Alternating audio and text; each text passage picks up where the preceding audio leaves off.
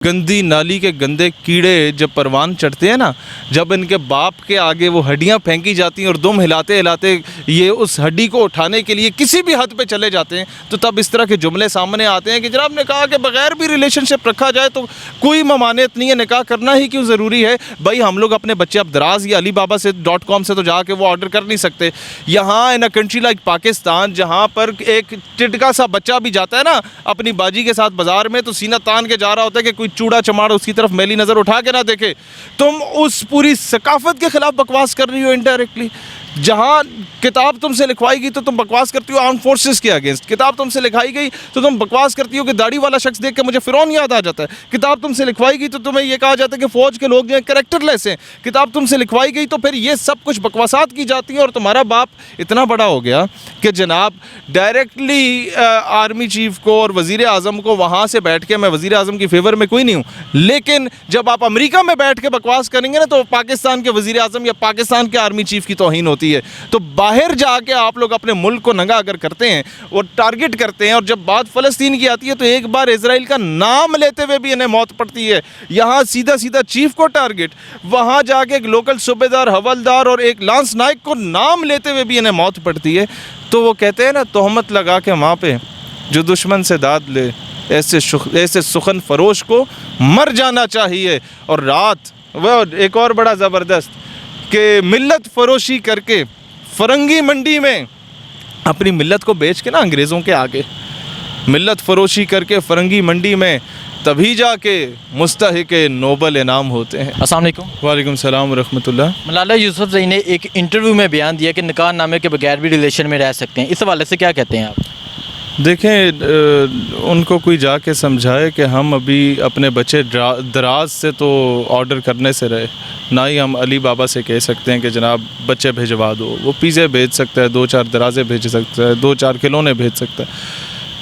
और बात यह है सर कि जिस माशरे में, इसमें मलाला का कसूर नहीं है, तरबियत का फुकदान है। जब बाप बच्चों को बेचने पे तुल जाए ना पैसे के एवज़, तो ये कुछ होता है। ये ड्रामा शुरू वहाँ से होता है कि यार पिंडी में DSMG होती है मीडिया के पास, मेरा इलाका जंड है, वहाँ DSMG जब पहुँचती है ना मीडिया की लाइव कवरेज वाली गाड़ी, तो उसे 2 घंटे 2.5 घंटे लग जाते हैं, जो पिंडी से 100 किलोमीटर के फासले पे। स्वात के आगे जहाँ ये रहने वाली है वहाँ 6 घंटे लगते थे उस दौर में।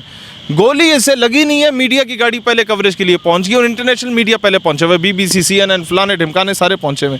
तो ड्रामे जब इस तरह रचाए जाते हैं ना और आपको ला के बाहर रखा जाता है, तो कोई आपकी फूफी का पुत्र नहीं होता कि आपको खामा में आके पनाह दे। कोई आपके चाचे का पुत्र नहीं होता कि खामा में आके आपके अब्बा जी को करोड़ों की मालियत के पैसे दे फंड के नाम पे। वो कुछ डिमांड करते हैं, वो डिमांड करते हैं कि आप किताब लिखो और उसमें ये लिखो कि जनाब फ़ौजी कैरेक्टरलेस होते हैं। आप किताब लिखो और उसमें लिखो कि जनाब दाढ़ी वाले को देख के नाउज़ुबिल्लाह मुझे जो है वो फ़िरौन याद आ जाता है।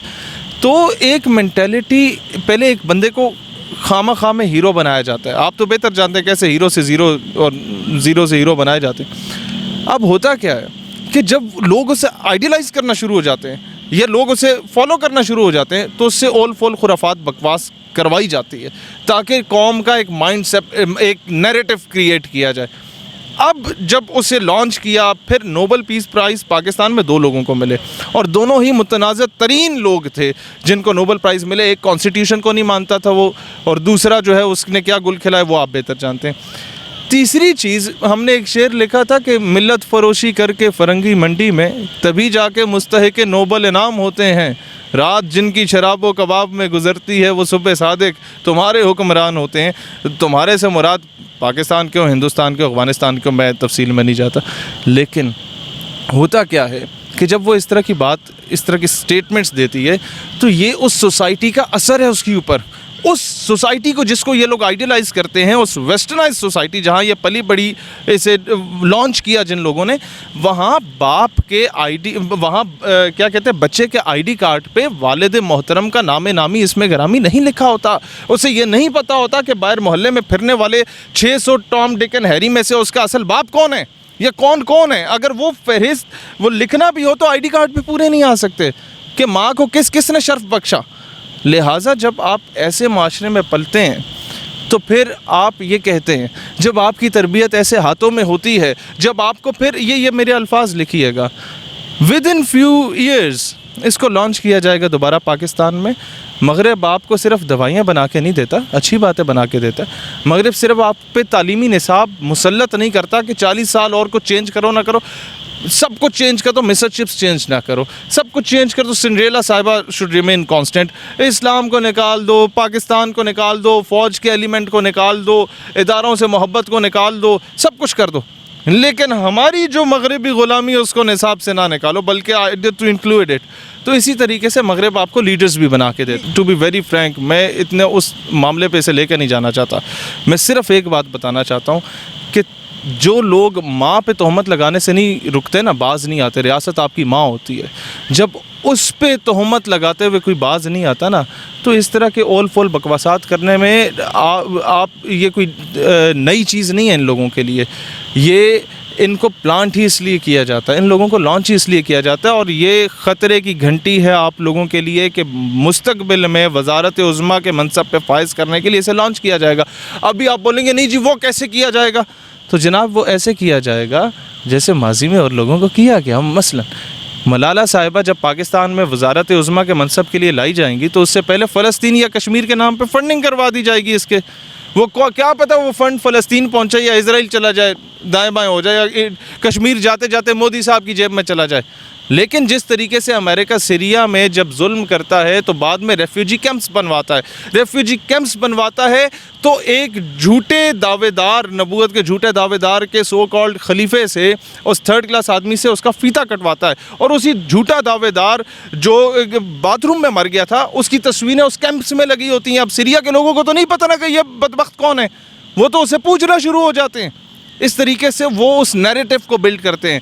اسی طریقے سے یہ نیریٹو بلڈ ہونا شروع ہوگا, اور پھر یہ قوم کہ واہ قوم کی بیٹی نے کیا خوبصورت کام کیا. اچھا یہ بتائیں ایسی اسٹیٹمنٹ کا مقصد کیا ہے, کیوں ایسی اسٹیٹمنٹ کیوں دے رہی ہیں یہ کہ ریلیشن کے بغیر, کہ نکاح نامے کے دستخط کے بغیر بھی ہم ریلیشن میں رہ سکتے ہیں, نکاح پہ دستخط کرنا ضروری ہے, اس طرح کے سوالات کر رہی ہیں, اس طرح کے انٹرویو میں سوالات کر رہی ہیں, تو کیا کہتے ہیں؟ جب ایک بندہ معاشرے میں اپنی وقت کھو جاتا ہے تو یا تو وہ کپڑے اتار دیتا ہے اٹینشن سیکنگ کے لیے, یا وہ کسی کے ساتھ زیادتی کرتا ہے اٹینشن سیکنگ کے لیے, یا وہ اس طریقے کی سٹیٹمنٹس دیتا ہے ٹو گین اٹینشن.